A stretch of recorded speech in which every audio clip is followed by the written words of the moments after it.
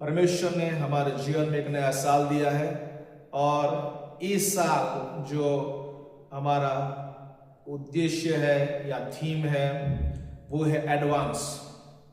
Advance का मतलब है आगे बढ़ना, प्रगति करना, रुकना नहीं, पीछे की बातों में अटके न रहना। ये सारी बातें एडवांस जो शब्द है उसका मतलब है। यानी कि 2026 में परमेश्वर हमें आगे बढ़ाना चाहता, कोई भी बातों के कारण हमें रुकना नहीं है और रुकना नहीं है, पीछे हटना नहीं है और प्रगति करते रहना है। यानी कि परमेश्वर 2026 में हमारे लिए एक बड़ा उद्देश्य लेके आया है। पीछे की बातों को छोड़कर हमें आगे बढ़ना है। बाइबल के अनुसार एडवांस हमारे जीवन में किस बातों में हमें एडवांस बनना है? हमारी सोच में हमें आगे बढ़ना है, चरित्र में हमें आगे बढ़ना है, उद्देश्य की ओर हमें आगे बढ़ना है। यानी कि जैसे संसारिक मनुष्य के पास, जो संसार के लोग हैं उनके पास उद्देश्य होता है, ध्येय होता है आगे बढ़ने के लिए।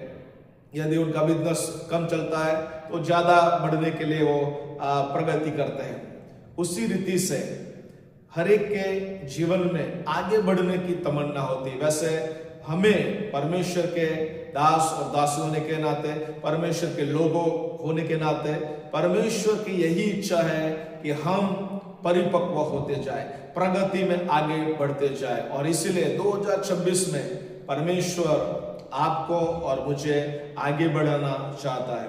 नीति वचन 4 और 18 में लिखा है, धर्मियों की चाल उस चमकती हुई ज्योति के समान है जो पूर्ण दिन तक बढ़ती ही रहती है। यानी कि परमेश्वर धर्मी लोग जो होते हैं उसकी जो बढ़ना है वो जैसे दिन बढ़ता है, सूरज धीरे धीरे पहले किरण देता है, उसके बाद ज्यादा गर्म होता है, वैसे दिन में जैसे गर्मी बढ़ते है, वैसे ही परमेश्वर चाहता है कि आप और मैं एक धर्मी होने के नाते हम हमारे आत्मिक जीवन में, सेवा को क्षेत्रों में और हर एक बातों में हम बढ़ने वाले बने।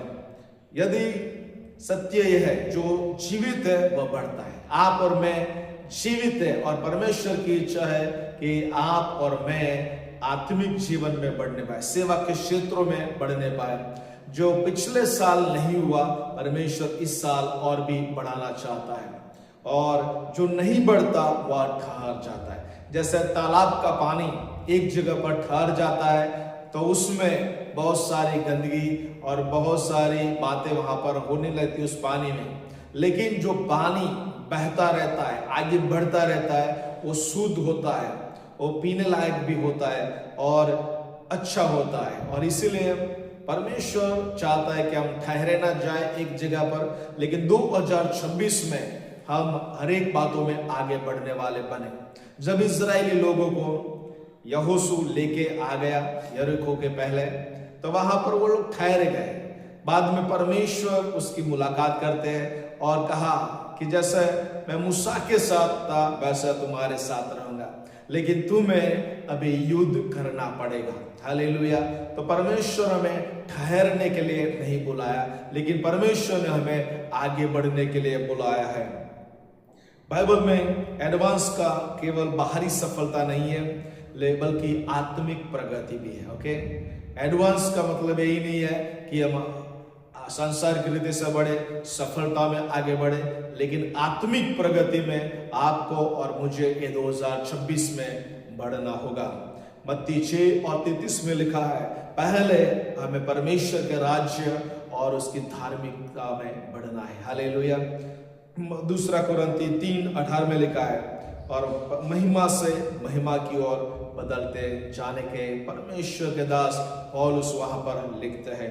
सो बाइबल के अनुसार हमें एडवांस का मतलब हमारे विश्वास में हमें बढ़ना है, पवित्रता में बढ़ना है, आज्ञाकारिता में बढ़ना है और परमेश्वर के उद्देश्य में आगे बढ़ना है। तो प्रियो, मैं चाहता हूं कि आने वाले 4 सप्ताह जो हमारे सामने हैं, हर गुरुवार को परमेश्वर इस वचन के द्वारा आपको आशीष दे और आत्मिक बातों में यानी कि विश्वास में आप बढ़ने पाए, पवित्रता में आप बढ़ने पाए, आज्ञाकारिता में आप बढ़ने पाए और परमेश्वर के उद्देश्य में आप बढ़ने पाए। और मैं चाहता हूं कि परमेश्वर ये जो परमेश्वर का राज्य एडवांस होने के बारे में, आगे बढ़ने के बारे में आप और मुझे क्या करना है, क्यों महत्वपूर्ण है परमेश्वर के राज्य को बढ़ाने का। क्योंकि परमेश्वर ने और आपको और मुझे बुलाहट दिया है। हम ऐसे ही सेवकाई में आ गए नहीं है, लेकिन परमेश्वर ने एक बड़ी बुलाहट दिया है कि उस बुलाहट में परमेश्वर के राज्य की बढ़ोतरी शामिल है। Praise the Lord. आप छोटा काम करो, बड़ा काम करो, लेकिन परमेश्वर के राज्य की बढ़ोतरी के लिए परमेश्वर ने आपको और मुझे चुना है।